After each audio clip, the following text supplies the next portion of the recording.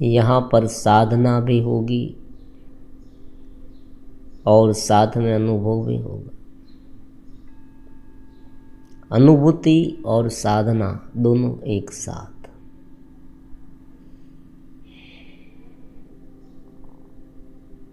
अनुभूति और साधना दोनों एक साथ।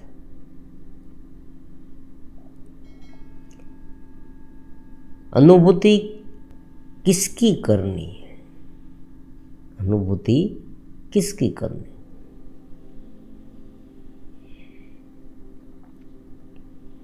और साधना में क्या करना? अनुभूति किसकी करनी है और साधना में क्या करना?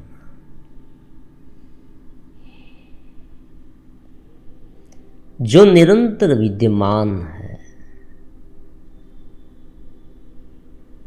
जिनके बिना देखा नहीं जा सकता, सुना नहीं जा सकता, बोला नहीं जा सकता, जो हमारा स्वरूप है, जो तुम स्वयं हो, उनकी अनुभूति तो निरंतर हो रही है। उनकी अनुभूति निरंतर हो रही है, क्योंकि मैं हूँ, ये होनेपन का भाव जो है वो तुम्हें निरंतर हो रहा है।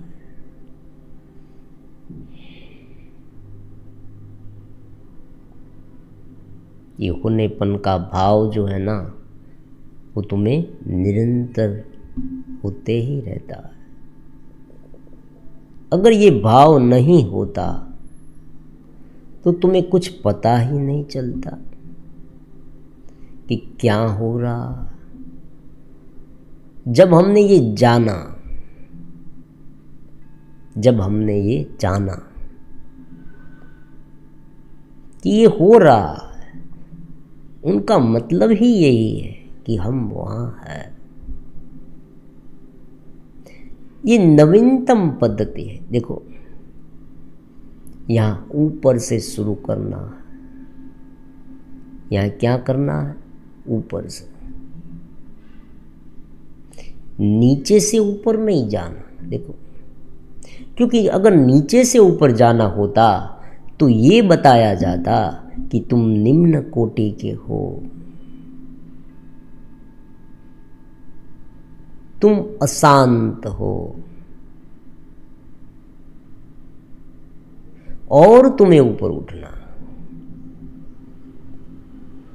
यहाँ पर साधना और अनुभूति दोनों एक साथ करनी है। इसलिए यहाँ पर ऊपर से नीचे आना। ये चित्त साधना पद्धति है ना, चित्त ध्यान है ना, उनकी लाक्षणिकता ही यही है कि ये ऊपर से नीचे आती है।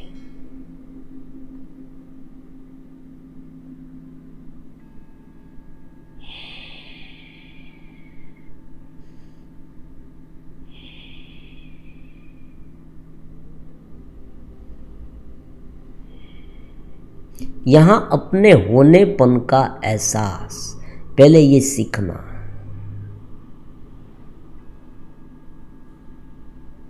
ये शरीर से जुड़ता है, ये मन से जुड़ता है, ये स्मृतियों से जुड़ता है। ये तीन को ही याद रखना। ये तीन ही गिरा, दूसरा बहुत कुछ है लेकिन वो इनमें समाविष्ट हो जाता है। इसलिए शब्द के चौंचले में नहीं पड़ना है, ये है वो है, ये है वो है, वरना वहाँ उलझते रह जाएंगे और स्वयं की अनुभूति होगी ही नहीं। बहुत साल बीत जाएगी। लंबा नहीं खींचना हमें, जो है साफ साफ बता देना, जो अनुभव कर रहे हैं वही बता देना, ताकि साधक भटके ना। क्योंकि आज देखिए साधना पद्धति अनंत है। सारी साधना पद्धति घेरे को मठारने के लिए है, घेरे को ऐसा बनाने के लिए है कि घेरा हमें ज़्यादा उलझाए नहीं, घेरा हमें ज़्यादा उलझाए नहीं।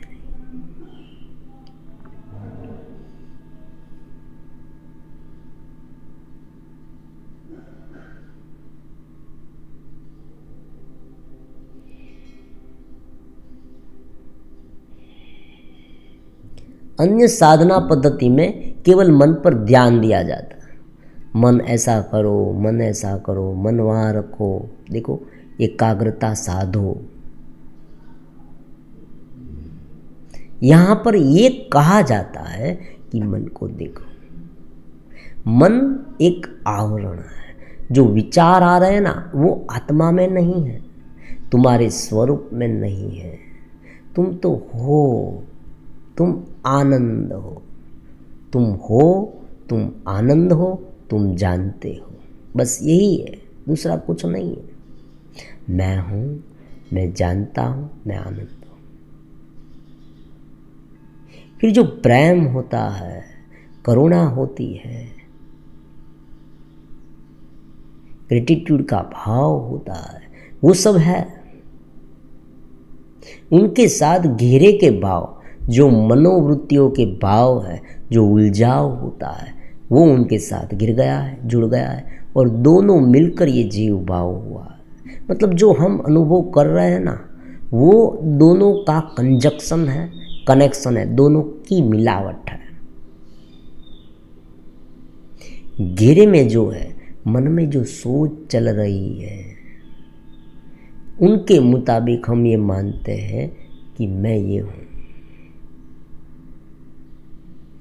तो दिमाग में, मन में उलझते रहते हैं, शरीर में उलझते रहते हैं, स्मृतियों में उलझते रहते हैं, और ये उलझाव ही बार बार हमें व्यथित करता है। लेकिन तुम्हारी यहाँ भूल यही होती है कि तुम केवल उलझाव को रोकने का प्रयास कर रहे हो, लेकिन उसको जानने वाले में नहीं रहते। बस यही होता है। ये साधना पद्धति यही सिखाती है कि हाँ, तुम्हें शुरुआत में थोड़े बहुत प्रयास करने हैं बाहर को मटाने के लिए। ये घेरा है ना, 3 प्रकार का घेरा, तन, मन और स्मृतियाँ।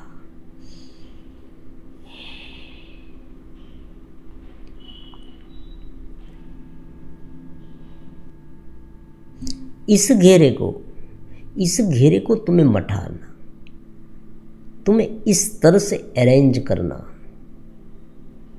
ताकि वो तुम्हारे स्वरूप को भुला न दे। जो ज्योत तुम में जल रही है, जो ज्योत तुम में जल रही है, वो सदा जलती तो रहती ही है, लेकिन उनका ज्ञान तुम्हें निरंतर होता रहा है। तो यहाँ साधना और अनुभूति दोनों एक साथ होती है। और पहले में क्या होता है, सादी साधना पद्धति में ये होता है कि कल तुम्हें होगा, परसों होगा, बाद में 1 महीने बाद होगा, 3 महीने बाद होगा, 1 साल बाद होगा। तुम प्रयास करते रहो, फिर तुम्हें मिलेगा, फिर तुम्हें मिलेगा। यहाँ शुरुआत में भले थोड़ा मिले, लेकिन तुम्हें जरूर मिलेगा।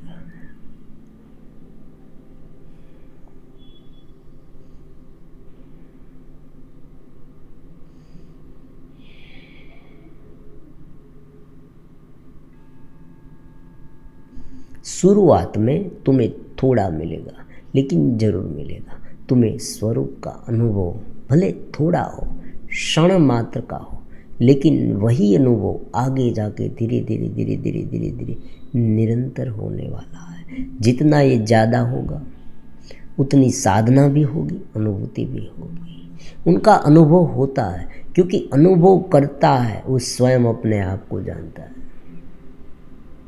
जिस तरह से सूरज का प्रकाश, सूरज को किसने जाना? देखो, ये बात बहुत नवीन लगती है, लेकिन बहुत सरल है।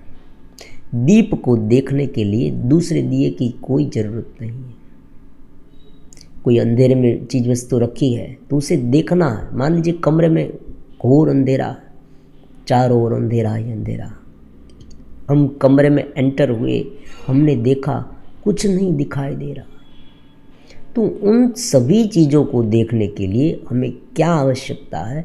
एक दीप की, एक ज्योत की, एक प्रकाश की। प्रकाशित हो गया कमरा और सब कुछ दिखाई देने लगा। अब आप कहेंगे उस दीप को देखने के लिए किस दीप की आवश्यकता है? नहीं होती, क्योंकि वो स्वयं विद्यमान है। तो हर एक चेतना में वो स्वयं होता है, और वही राम है, वही श्याम है, वही परमात्मा है। उनका मतलब तो ये हुआ कि परमात्मा हमारे साथ निरंतर है, वो हमसे अलग हुआ ही नहीं है। लेकिन हम इस 3 तल में गिर गए, तन, मन और स्मृतियाँ। इस 3 में इतने उलझे कि स्वरूप को भूल गए।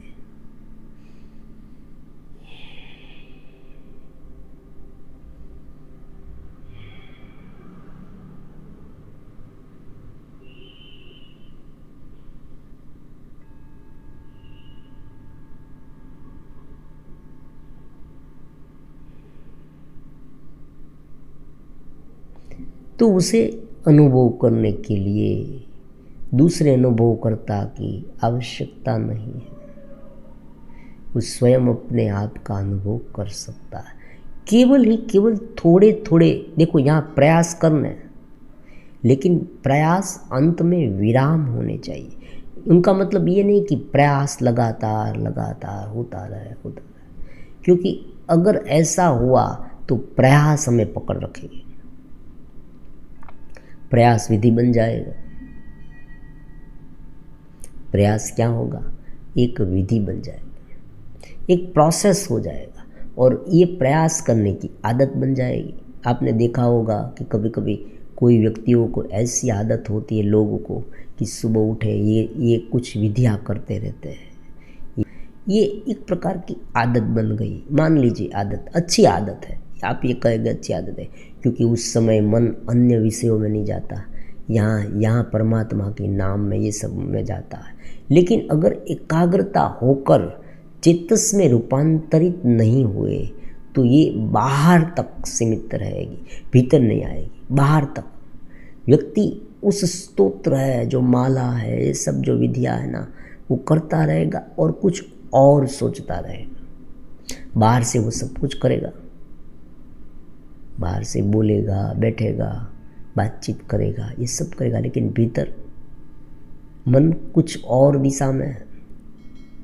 मन वहाँ स्थिर होता ही नहीं है। वो करता बहुत है, लेकिन वो जो कर्तापन है, जो करता है, उसे नहीं जानता है। बस यही होता है। ये जो सीधी सरल बात है ना, वो समझनी बहुत मुश्किल होती है। इधर उधर की सभी बातें हम करते हैं, लेकिन जो जानने वाला है उसमें नहीं रहते। और जानने वाले में जो जिसने रहना शुरू कर दिया, वो स्वयं को जानने लगा। तो यही साधना है। यहाँ पर ही गुरु शिष्य का मिलन है। यहाँ पर गुरु ने बताया कि तुम ही स्वयं ज्ञान स्वरूप हो, तुम ही स्वयं ध्यान स्वरूप हो। फिर वो घेरे को देखता है, उल्टा है। पहले अपने आप को पहचानना है, फिर बाहर को देखना है।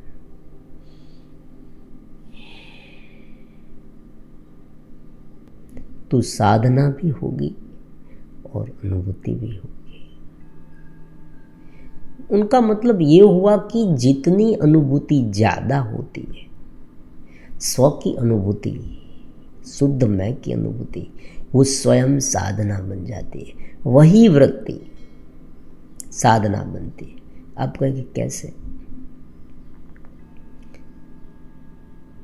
अब देखो, कोई भी वृत्ति, कोई भी विचार इतने प्रबल होने लगे, तब ये जान लेना कि उनकी प्रबलता हमारे भूलने पर आधारित होती है। उनकी प्रबलता हमारे भूलने पर, हम स्व को भूलते हैं, तभी वो प्रबल होती है। जब सोच मृदु होती है, सोच मृदु होना मतलब नियमित रूप से कोई ना कोई चीज़ें हम करते रहते हैं। हम बाहर जा रहे हैं, ऑफिस में काम कर रहे हैं, गृहिणी होती है ना, वो घर काम कर रही है। देखो महिलाएं क्या करती है, अपने घर में काम करती, बहुत कुछ सोचती है। जो ऑफिस में काम कर रहे पुरुष वर्ग जो होते हैं, ऑफिस में काम करते हैं, कहीं पर दुकान है, बिजनेस है, कंपनियां हैं, एनजीओ है, सब कुछ इस जगत में है, क्योंकि घेरे की अलग दुनिया है ना। शरीर को चाहिए, शरीर को सब कुछ चाहिए। काम वासना शरीर में होती है, इंद्रिया शरीर में होती है, और ये होती है और ये रहेगी भी, उसे नकारा नहीं जा सकता। हम एक बात कर सकते हैं, उसे शरीर का मानकर, उसे शरीर का मानकर उसे करते हैं। अगर ये करेंगे तो शरीर का अलग अलग प्रकार का जो विषय है, शरीर के जो विषय है, वो हम पर हावी नहीं होंगे। ये युक्ति है, ये प्रयुक्ति है, यही चित्त ध्यान है। चित्त ध्यान में ऐसा नहीं होता कि आप एक जगह पर बैठे और आपने देखा, आप ये कोई स्वरूप का चिंतन करे, मन से कुछ मंत्र जाप करे तो ये होगा वो होगा, ये चित्त ध्यान में नहीं।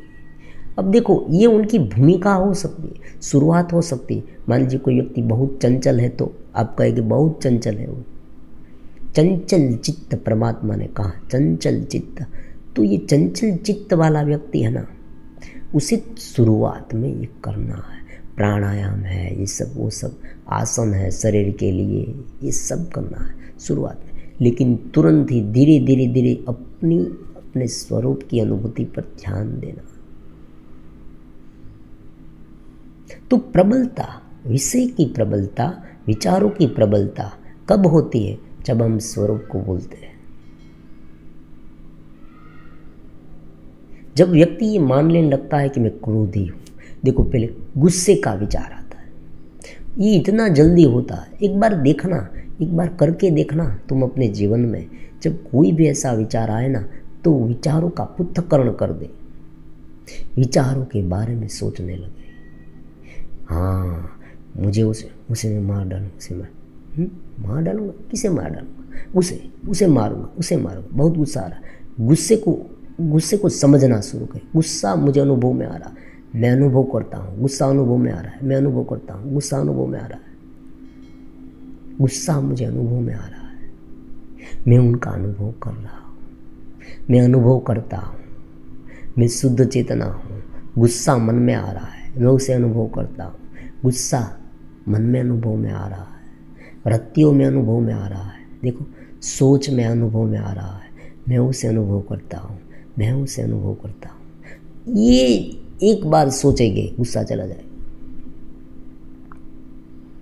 जब तक व्यक्ति अपना आपा खो न बैठे, जब तक स्वरूप की विस्मृति, या शब्द कितना सुंदर है, देखो, स्वरूप की विस्मृति, स्वरूप की विस्मृति ना हो, तब तक कोई भी विषय हम पर हावी नहीं होगा।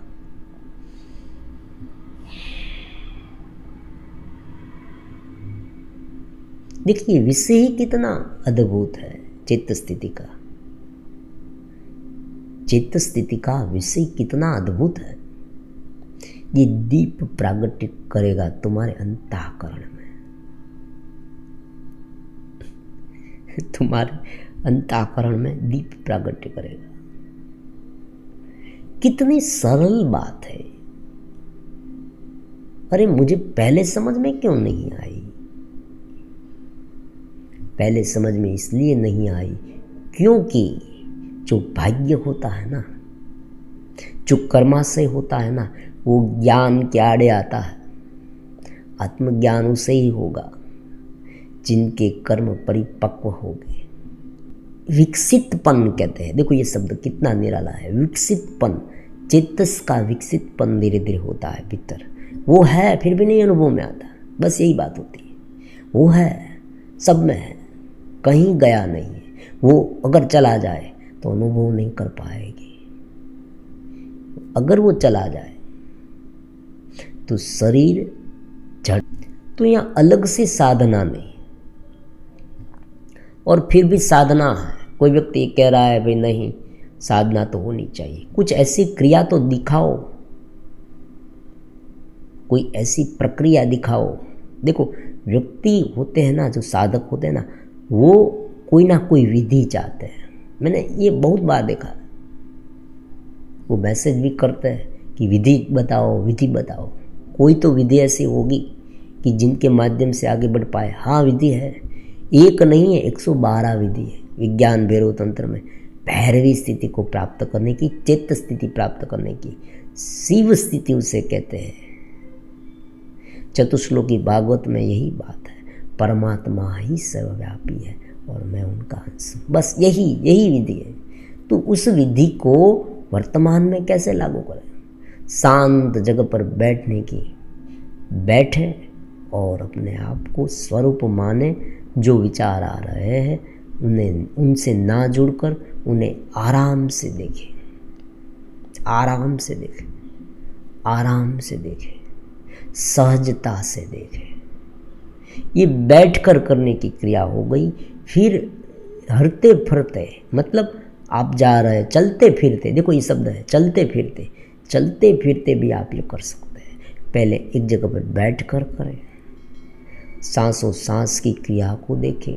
विज्ञान भैरव तंत्र कहता है जब सांस अंदर जाती है फिर एक शून्य अवकाश होता है, एक थोड़ी सी जगह होती है, वो भैरवी स्थिति है।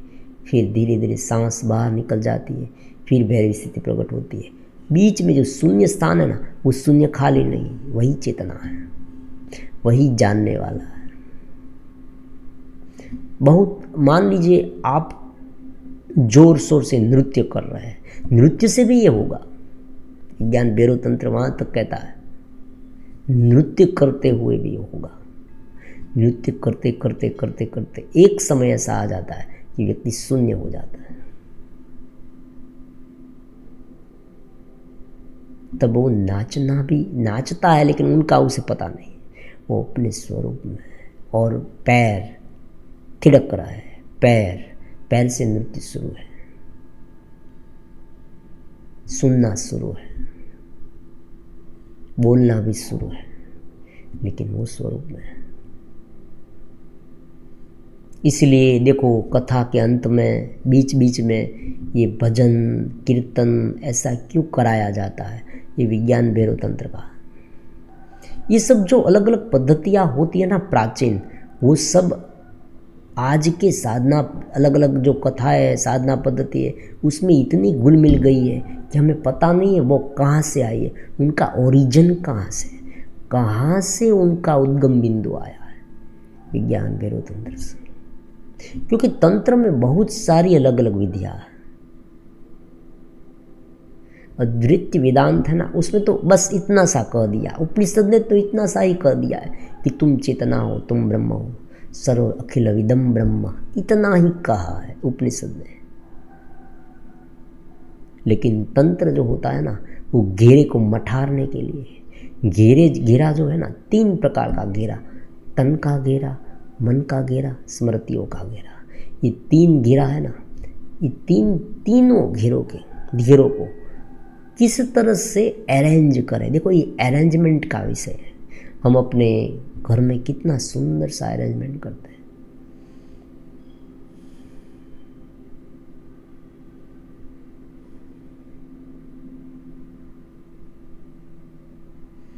घर में सभी प्रकार की चीज वस्तुएं ठीक से रखते हैं।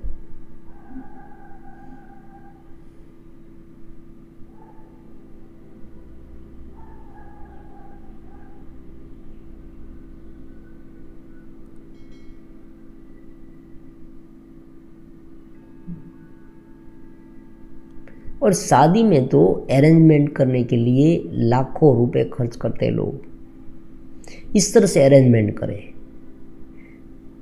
दरवाज़ा बनाए इस तरह से फूलों से सुशोभित, कहाँ से उनकी एंट्री होगी, देखो दूल्हे की एंट्री कहाँ से होगी, दुल्हन कब स्कूटर में बैठेगी, कब कार में बैठेगी, ये सब फूल बरसाएंगे, ड्रोन से शूटिंग लिया जाएगा, कितना अरेंजमेंट।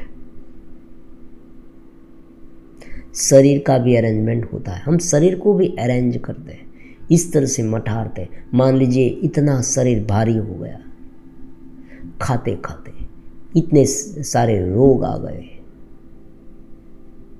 तो शरीर में ध्यान रहेगा, चेतस जो है, जो स्व का आत्मा है ना, वो वहाँ गिरा रहेगा, उनसे ऊपर उठना मुश्किल हो जाएगा। मनोवृत्ति ऐसी बना ली है, देखो राग द्वेष काम क्रोध ये सब हो ना, ये प्रबलता है,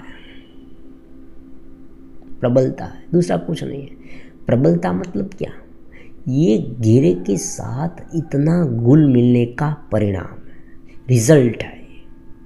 ईर्षा आ रही है, तो ईर्षा क्या है?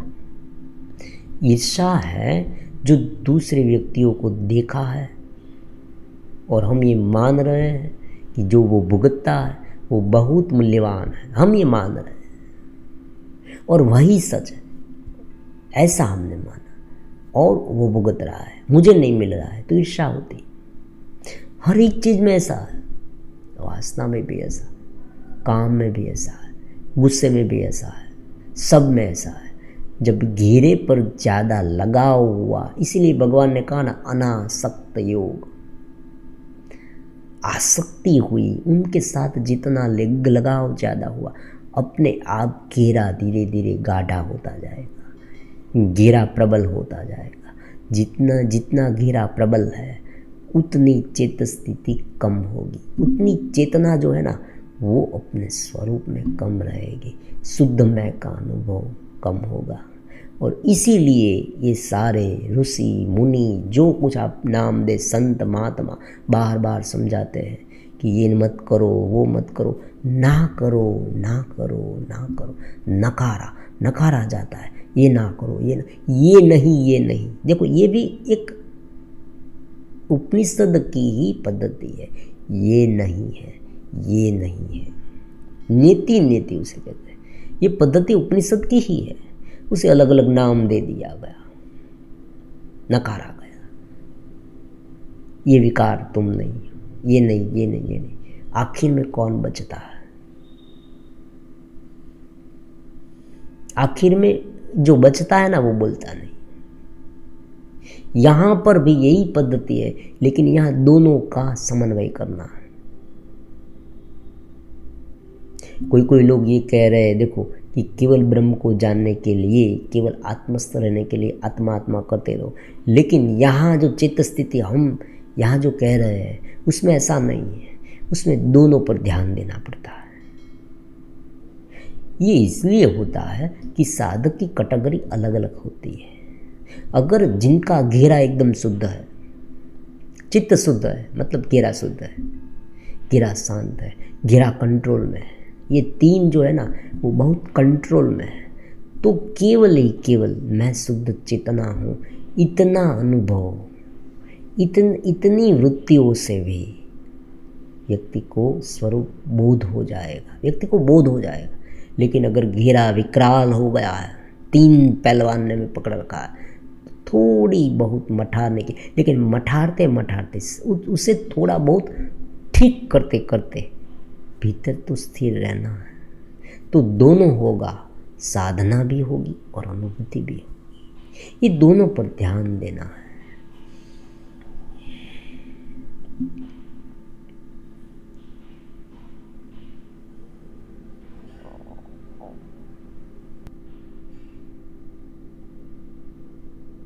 जहाँ जहाँ प्रस्तुत होते हैं, देखो तुम्हें याद रखना है, जहाँ जहाँ प्रस्तुत होते हो वहाँ प्रस्तुति के बाद एक शांति में एकरूप हो जाओ, एक लीनता में एकरूप हो जाओ। प्रस्तुत हुए हाँ हुए, फिर से भीतर चले जाओ। प्रस्तुत हुए हाँ हुए, फिर से भीतर चले जाओ।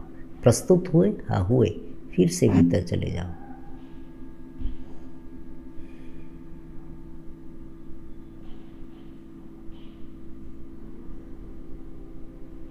फिर जो प्रस्तुत होना है ना वो सूक्ष्म होगा, प्रस्तुत होना सूक्ष्म होगा। प्रस्तुत होना मतलब क्या? अभिव्यक्त होना मतलब क्या? आंखों से देखा, अभिव्यक्त हुए, आंखों से देखा, अब देखो, शरीर से भी अभिव्यक्त हुआ जाता है, कुछ बोले अभिव्यक्त हुए, कुछ सोचा अभिव्यक्त हुए। जहाँ चेतना अलग रूप से प्रकट होती है वहाँ अभिव्यक्ति होती है। चेतना अलग रूप से प्रकट होती है वहाँ अभिव्यक्ति होती है। आदान प्रदान शुरू हो गया। हमने उनकी बात सुनी, हमने कुछ कहा, हमने उनकी बात सुनी, हमने कुछ कहा, हमने कुछ कहा, उसने सुना, यह अभिव्यक्ति है।